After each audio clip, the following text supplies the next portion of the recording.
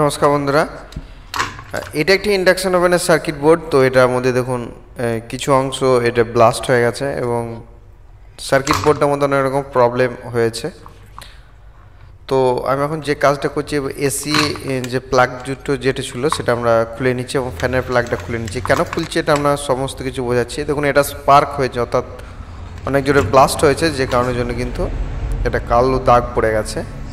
এই যে আইজিবিটি দেখুন, আইজিবিটিটাও কিন্তু কালো দাগ হয়ে গেছে, অর্থাৎ এটা কিন্তু ব্লাস্ট হয়েছে।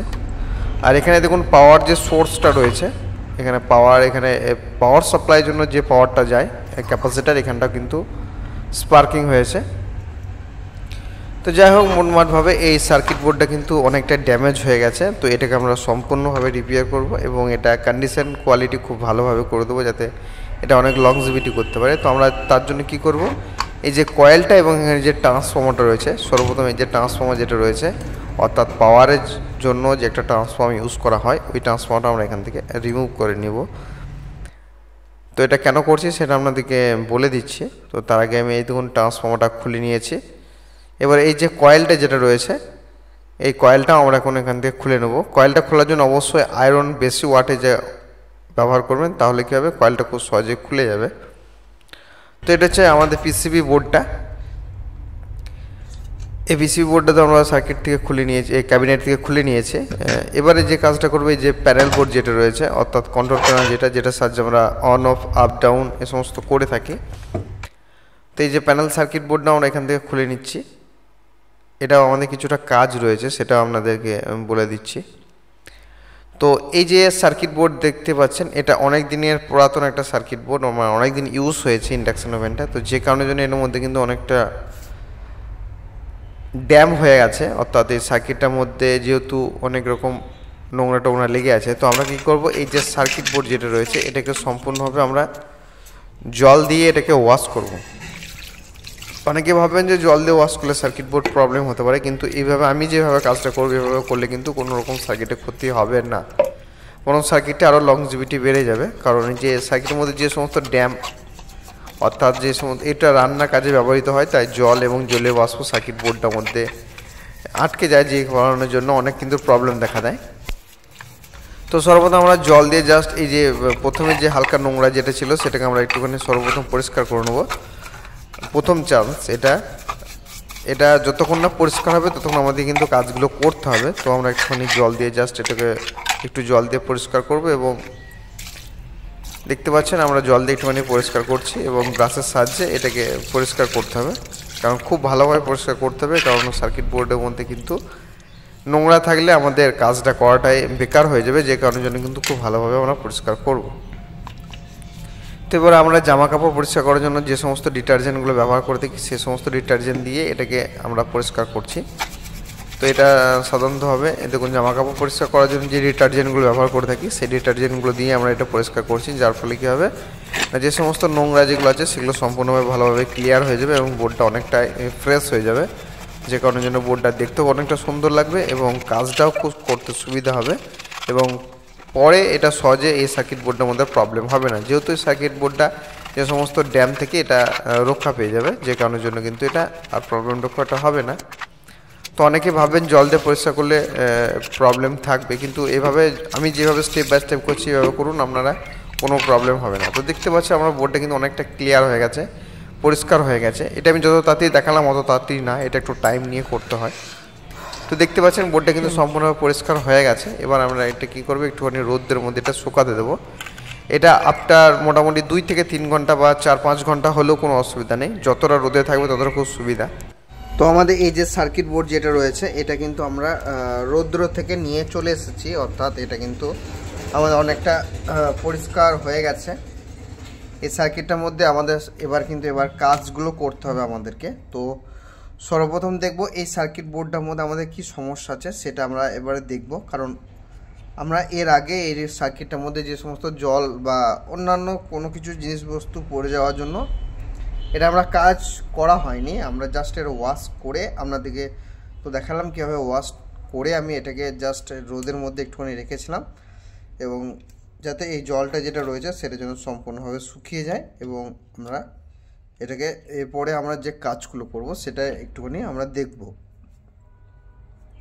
তো সর্বপ্রথম আমরা কী করবো, এখানে যে ট্রান্সফর্মার যেটা ছিল দেখুন, এখানে যে একটা ছোট্ট একটা ট্রান্সফর্মার ছিল, এটা চপার ট্রান্সফর্মার বলা হয়। তো এটা আমাদের এখন এখানের মধ্যে সোল্ডার করতে হবে, কারণ এই জায়গাটা ট্রান্সফর্মারটা আমাদের সোল্ডার করতে হবে, তারপর এটাকে আমরা পাওয়ার দিয়ে একটুখানি দেখবো।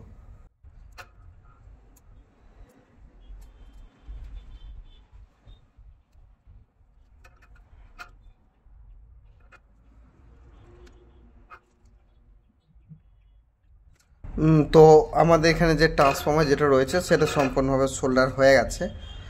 তো বেসিক্যালিভাবে এটার মধ্যে পাওয়ার আসবে না, তার কারণটা হচ্ছে দুটো কারণ হচ্ছে, এই যে আইজিবিটি যেটা রয়েছে এটা কিন্তু ব্লাস্ট হয়ে গেছে, বুঝতে পারছেন। এই দেখুন এটা সম্পূর্ণভাবে ব্লাস্ট হয়ে গেছে, এবং এখানে যে 22 ওহমের যে রেজিস্টার রয়েছে এটার মধ্যে এটা ফেটে গিয়েছে, দেখতে পাচ্ছেন এই যে। তো আমরা এবার জাস্ট একটুখানি পাওয়ার দিয়ে দেখছি যে এটা যেহেতু পাওয়ার আসবে না কোনো রকমভাবেই, কারণ এই যে ফিউজটা যেটা রয়েছে এই ফিউজটা আমরা একটুখানি চেক করে নেব। তো এটার মধ্যে দেখুন কোনো রকমভাবেই কিন্তু এটা পাওয়ার আসছে না আমাদের এখানের মধ্যে পাওয়ার আসছে না। শুধুমাত্র সিজ লাইটটা হালকা একটুখানি গ্লো হচ্ছে, দেখতে পাচ্ছেন হালকা একটুখানি গ্লো হচ্ছে, কিন্তু এটার মধ্যে কোনো রকমভাবে পাওয়ার কিন্তু আসছে না। তো আমাদের এবারে যে কাজগুলো আমাদের করতে হবে, সর্বপ্রথম কাজটা আমরা যেটা করব পাওয়ার সাপ্লাই, অর্থাৎ আমাদের পাওয়ার সাপ্লাইটা সর্বপ্রথম এটা কাজ করব। তো আমাদের পাওয়ার সাপ্লাই কতটা অংশ, এখান থেকে ঠিক এতটা অংশ হচ্ছে আমাদের পাওয়ার সাপ্লাইটা। তো পাওয়ার সাপ্লাইয়ের সর্বপ্রথম আমরা কাজটা করব। তো যেহেতু এই 22 ওহম রেজিস্টারটা নষ্ট হয়ে গেছে, তো এটা আমরা সার্কিট বোর্ড থেকে এটা তুলে নেব, কারণ এটা সম্পূর্ণভাবে নষ্ট হয়ে গেছে। দেখতে পেলাম সমস্ত কিছু এটা রেজিস্টারটা ছেড়ে গিয়েছে, অর্থাৎ এতটাই পরিমাণে নষ্ট হয়ে গেছে যেটা সম্পূর্ণভাবে ছেড়ে গেল। তো বুঝতে পারছেন এটা কিন্তু সম্পূর্ণভাবে নষ্ট হয়ে গেছে, তো এটা বাদ দিয়ে দেবো আমরা। তো এবার আমরা যে কাজটা করব সেটা হলো যে এই যে মেন ফিল্টার যে ক্যাপাসিটার যেটা রয়েছে, এই যে ফিল্টার ক্যাপাসিটার যেটা রয়েছে, এই ক্যাপাসিটারটা আমরা সার্কিট বোর্ড থেকে তুলে নেব। কেন তুলছি সেটা আপনাদেরকে বলছি, জাস্ট আমি এটাকে তুলে নিই একবার। তো এই যে ক্যাপাসিটার যেটা রয়েছে দেখুন, এই যে ক্যাপাসিটারটা এটা কিন্তু আমাদের ঠিক আছে না কি আছে এটা আমাদের একটুখানি পরিমাপ করতে হবে এটাকে। তো এটা আমরা দেখবো, এটা দেখুন 4.7 মাইক্রোফ্যারাড 450 ভোল্টের ক্যাপাসিটার। তো সার্কিট বোর্ডটা আপনাদেরকে দেখায়, সার্কিট বোর্ডটা এই যে অংশটা রয়েছে দেখুন, এখানে কিন্তু একটা ব্ল্যাকের একটা স্পট পড়ে গেছে, বুঝতে পারছেন। এই স্পটটা পড়ে যাওয়ার কারণ হচ্ছে এটার মধ্যে ফায়ারিং হয়েছে, অর্থাৎ এটার মধ্যে কিন্তু ভোল্টেজ একটার সঙ্গে আর একটা সাপোর্টেড হয়ে গেছে, অর্থাৎ এখানটার সঙ্গে এটা কানেক্টেড হয়ে গেছে, যে কারণের জন্য কিন্তু এই ব্ল্যাক স্পটটা পড়েছে। তো এই ব্ল্যাক স্পটটা অনেক সময় অনেক রকম ধরনের হয়, অর্থাৎ এখানে যদি কোনো কিছু পড়ে যায়, ধরুন জল, এটা রান্না করার জিনিস, তো এখানের মধ্যে জলের ইউজ হয়, কোনো সময় জল বা অন্য কোনো রকম জিনিস সেখানে যদি পড়ে যায়, তো এটা কিন্তু স্পট ফায়ারিং হয়ে এই জায়গাটা কিন্তু ব্ল্যাক হয়ে গেছে। তো আমরা সর্বপ্রথম কী করবো, এই যে ব্ল্যাক স্পট যেটা রয়েছে এটা কিন্তু সম্পূর্ণভাবে সার্কিট বোর্ড থেকে তুলে দিতে হবে। তো আমরা কীভাবে তুলবো না, কোনো রকম একটা ধারালো জিনিস, ধরুন আমার কাছে এই ধরনের এটা চাকু বা এই ধরনের এটা পাওয়া যায় মার্কেটের মধ্যে কিনতে, দেখুন আমার কাছে দুটো আছে এবং আরও অন্যান্য আছে, তো এগুলো মার্কেটের মধ্যে পাওয়া যায়। তো আপনারা যে কোনো একটা জিনিস দিয়ে জাস্ট এটাকে চাপ দিয়ে এটাকে পরিষ্কার করতে হবে আমাদেরকে, যাতে একটার সঙ্গে আর একটা, অর্থাৎ দুটো যেন পরস্পর কোনোরকমভাবে সম্পর্ক না হয়ে যায়।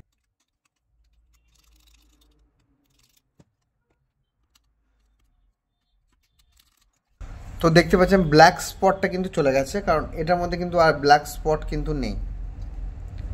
তো এবার আমাদের যে কাজটা করতে হবে সেটা হচ্ছে যে এই যে ক্যাপাসিটার যেটা রয়েছিল, এই যে আমরা তুলে রেখেছিলাম, এই ক্যাপাসিটারটা আমরা একটুখানি চেক করে নেব।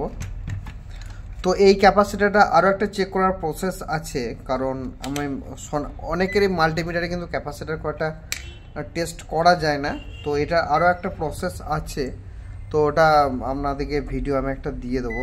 তো আমি এখন ক্যাপাসিটারে চেক করে নিচ্ছি, জাস্ট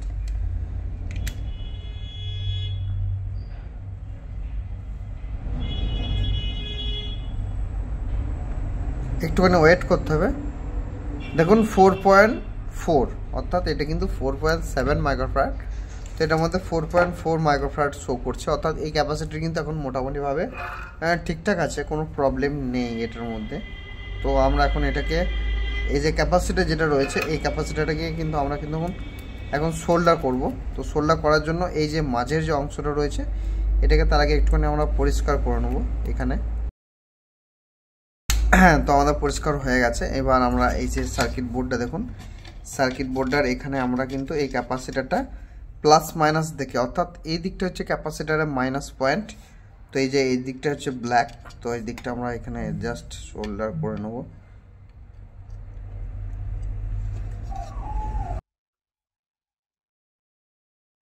তো আমাদের সোল্ডার কিন্তু কমপ্লিট হয়ে গেছে। এবার আমরা কি করব, এখানে একটা যে 22 ওহমস যে রেজিস্টারটা আমাদের নষ্ট হয়ে গেছিলো, যে এই জায়গাটাতে একটা 22 ওহমসের যে রেজিস্টার ছিল, এটা পাওয়ার সোর্সের ইনপুটটা কিভাবে হয় দেখুন, এই যে এসি পিনের এখান থেকে একটা ডায়োড এবং এই এসি একটা পিন থেকে এখানে ডায়োড, এই দুটো ডায়োড সামঞ্জস্য হয়ে তারপর এখান থেকে সিরিজভাবে আর একটা ডায়োড গিয়েছে এখানে 4007। তো আমাদেরকে এই তিনটে ডায়োডকে সর্বপ্রথম আমরা একটুখানি চেক করব। পাওয়ার সোর্সে ইনপুটে যে সমস্ত তিনটে ডায়োড রয়েছে এই তিনটে ডায়োডকে আমরা চেক করব। তো যদি কন্টিনিউটি বা বিপ সাউন্ড দেয় তো আমরা এটাকে চেঞ্জ করব, আর যদি কন্টিনিউটি না দেয় তো আমরা জানবো ওটা সম্পূর্ণভাবে ঠিক আছে।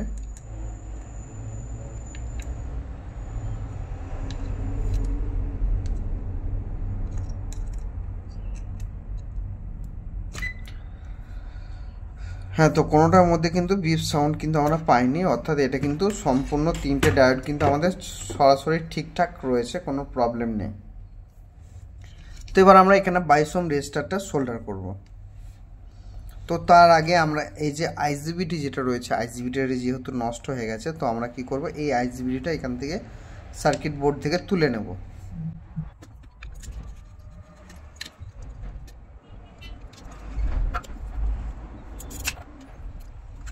তো আমরা আইজিবিটা কিন্তু তুলে নিয়েছি, কিন্তু এই আইজিবিটা অর্থাৎ নষ্ট হয়ে গেছে, তো এটাকে আমরা বাদ দিয়ে দেবো। তো এবার আমরা যে কাজটুকু করব সেটা হলো এখানে 22 ওহম রেজিস্টারটা সোল্ডার করব। তো 22 ওহম রেজিস্টার আপনারা 2 ওয়াট কিনে রাখবেন, কারণ 2 ওয়াটটা সব থেকে বেশি, 2 ওয়াট না হলেও 1 ওয়াট ঠিক আছে, এবং 1, 2 দুটো কিনে রাখতে পারলে খুব সুবিধা হয়, কারণ অনেক সার্কিট বোর্ডে 2 ওয়াট ইউজ হয়, অনেক বোর্ড সার্কিট বোর্ডে 1 ওয়াট ইউজ হয়। তো 1 ওয়াট 2 ওয়াটে কোনো ব্যাপার নেই, যে কোনো একটা ইউজ করলেই হবে। তো এটা হচ্ছে আমার 22 ওহমসের একটা রেজিস্টার, তো এটা 2 ওয়াটের। তো আমরা এটা জাস্ট এভাবে ভাঁজ করে এটাকে আমরা সোল্ডার করব।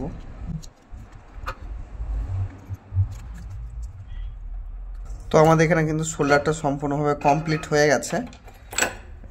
এবার এই লিডটাকে আমরা একটুখানি বাদ দিয়ে দিচ্ছি।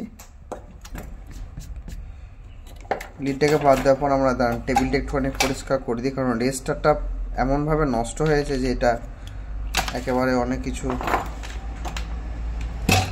নোংরা পড়ে গেছে।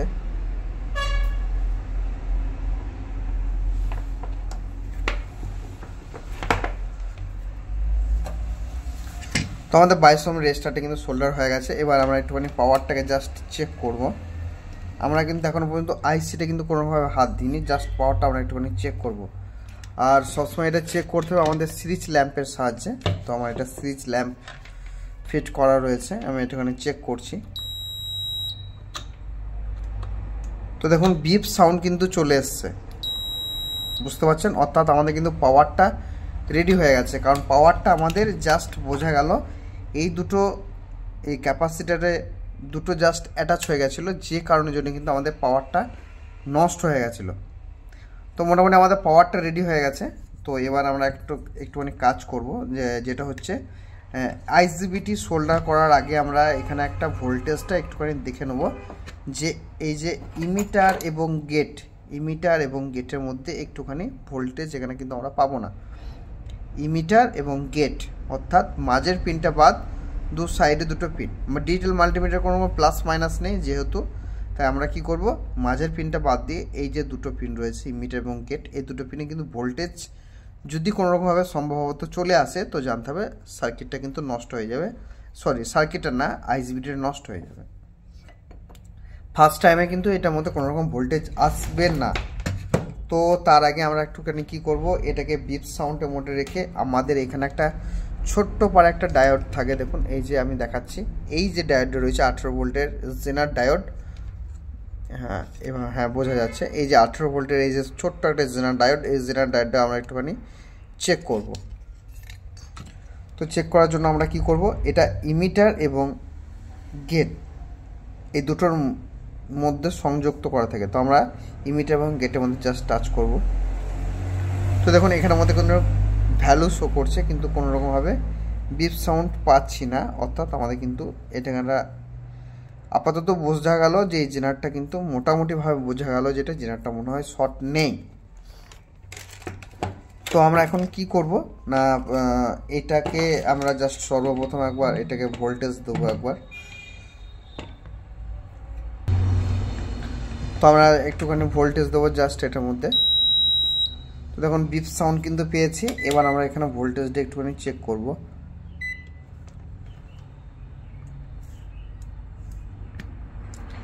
দেখুন ইমিটার এবং গেটের মধ্যে কিন্তু কোনো রকম ভোল্টেজটা নেই, কিন্তু বুঝতে পারছেন এখানে কিন্তু কোনো ভোল্টেজ নেই। এটা আমার একটুখানি প্রবটা, এই যে প্রব যেগুলো রয়েছে এগুলো একটুখানি ধরার একটুখানি ডিস্টার্ব হচ্ছে যে কারণের জন্য, ঠিক আছে।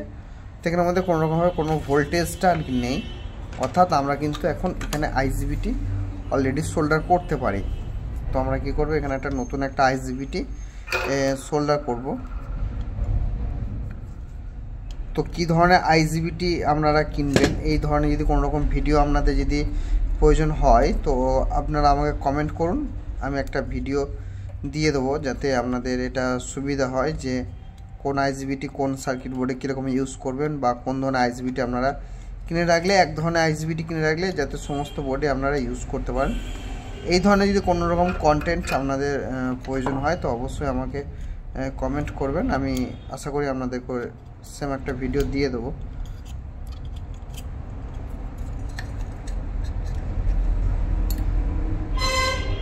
তো এই ধরনের সার্কিট বোর্ডে অ্যাম্পিয়ার অনেকটা বেশি নেওয়ার কারণের জন্য আমি এখানে কিন্তু 25 অ্যাম্পিয়ার আইজিবিটি কিন্তু সোল্ডার করব। তো আপনার নাম্বারটা একটুখানি দেখে নেন, 25N120, বুঝতে পারছেন। এই সার্কিট বোর্ডে কিন্তু এই আইজিবিটিটা কিন্তু সব থেকে বেশি ইউজড হয়, তো আমরা যে কারণের জন্য আমি এখানে 25N120 ইউজ করছি। এটা 25 অ্যাম্পিয়ার একটা আইজিবিটি।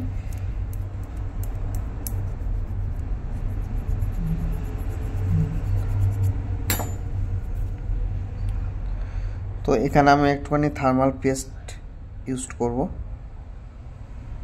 বা অনেকজন এটা হিটসিং কম্পাউন্ডও বলে থাকেন। তো যাই হোক, এটা আমরা একটু ভালো কোয়ালিটি কেনার চেষ্টা করবেন।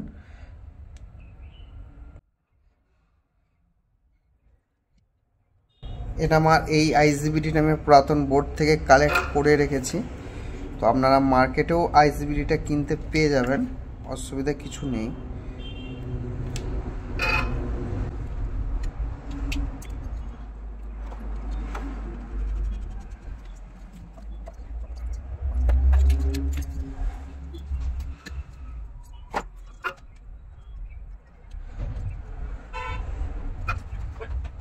তো আমাদের কিন্তু আইজিবিটিটা সোল্ডার হয়ে গেছে। এবার এখানে আমরা এই যে কয়েলটা যেটা রয়েছে এই কয়েলটা আমরা একটুখানি কানেক্ট করব এবং এটাকে চেক করব আমরা জাস্ট। তার আগে আমরা একটুখানি এই যে ফ্রন্ট প্যানেল দিয়ে এটাকে আমরা একটুখানি চেক করে নিচ্ছি।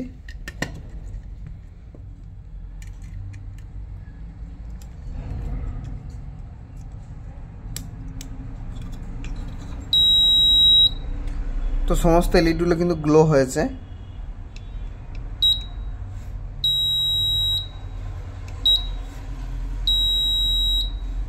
এটা অটোমেটিক্যালি ভাবে স্ট্যান্ড বাই হচ্ছে।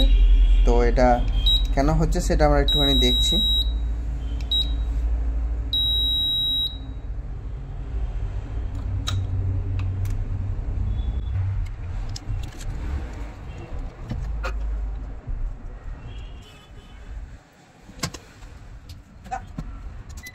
চলো না না না না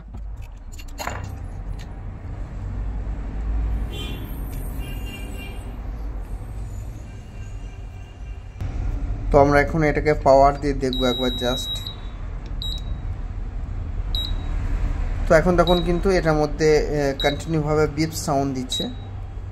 ঠিক আছে, তো আমরা কয়েলটা এখন এখানে যেহেতু ইনস্টল করে দিয়েছি, তো এবারে পাত্রটা গরম হচ্ছে কিনা সেটা আমরা জাস্ট একটুখানি চেক করব।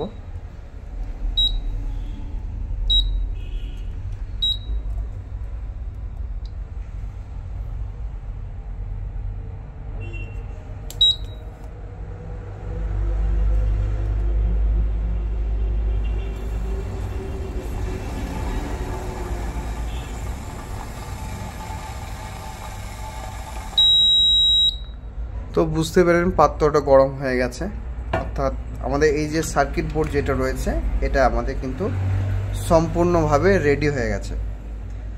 তো ভিডিওটি ভালো লেগে থাকলে প্লিজ একটা লাইক করুন, আর চ্যানেল নতুন হয়ে থাকলে অবশ্যই চ্যানেলটা সাবস্ক্রাইব করে রাখুন। আর এই ভিডিওটা আপনাদের কেমন লাগলো অবশ্যই আমাকে কমেন্ট সেকশনে কমেন্ট করুন। আর দেখা হচ্ছে নেক্সট কোনো একটা ভিডিওতে। ততক্ষণ সবাই ভালো থাকবেন, সুস্থ থাকবেন। নমস্কার।